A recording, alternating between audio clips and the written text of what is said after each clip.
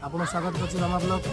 बर्तमान हमर back fish चलछि एला चिकन कसा बहुत सारा टेस्टी मजा होइछि। आपन देखिबा हमर चिकन चिकन दिछि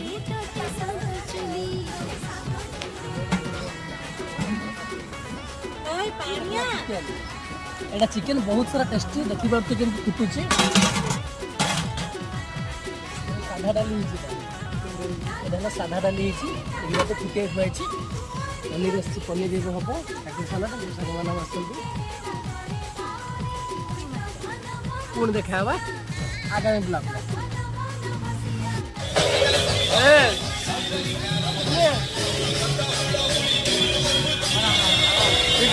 देखी रोषे चलता बर्तमान एवं देखो बासन मजा चली।